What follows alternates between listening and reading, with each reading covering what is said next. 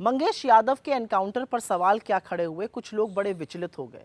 लोग तो यहां तक कहने लगे कि आपको अपराधी की भी जाति दिख रही है, लेकिन कुछ सच ऐसा है जो जान लेना जरूरी है। दिन था 28 अगस्त और दिन दिहाड़े सुल्तानपुर शहर में मशहूर सर्राफ भरत जी ज्वेलर्स के यहाँ करीब 1.5 करोड़ रुपए की लूट हुई।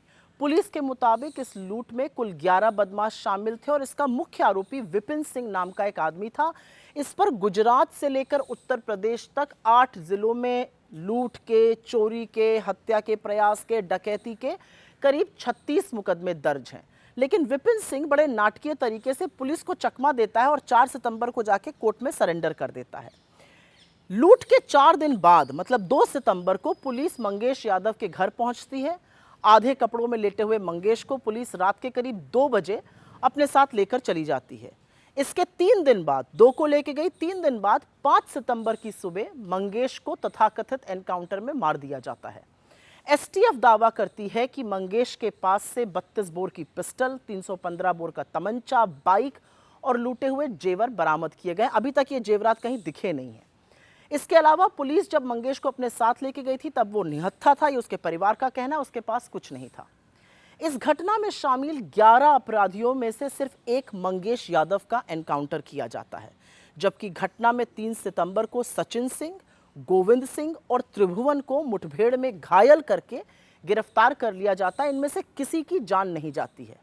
तो अगर पुलिस का इरादा मंगेश को जिंदा गिरफ्तार करने का होता तो पुलिस सिर्फ एक गोली मारकर उनको पकड़ सकती थी, जैसा इस मामले में 3 और अपराधियों के साथ किया गया। मगर एसटीएफ ने मंगेश को 4 गोलियां मारी और वो चारों गोलियां उसको पैर से ऊपर के हिस्से में मारी गईं।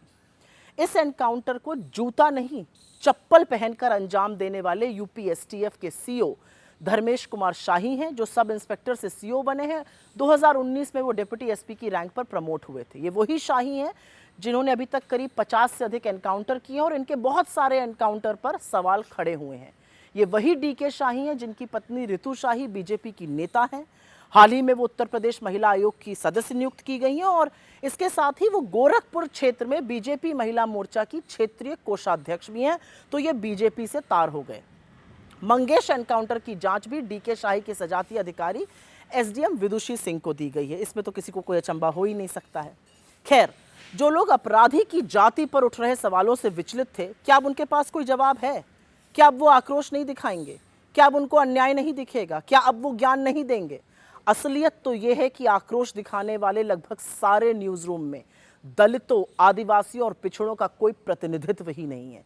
इक्का दुक्का कोई होगा तो वो कैमरा चलाता होगा, उसका ना शो की हेडलाइन से, ना न्यूज़पेपर की सुर्खी से, ना बनावटी आक्रोश से कोई लेना देना भी है। असलियत ये भी है कि आईना दिखाने पर बुरा लगना स्वाभाविक है, लेकिन सच से आखिर मुंह कब तक मोड़ा जाएगा? और कौन बताएगा कि 11 लोगों में एनकाउंटर सिर्फ मंगेश यादव का ही क्यों हुआ? कौन बताएगा कि डीके शाही के बीजेपी से जुड़े हुए तारों पर जवाब कौन देगा? कौन बताएगा कि चप्पल पहनकर एनकाउंटर कैसे किया जाता है?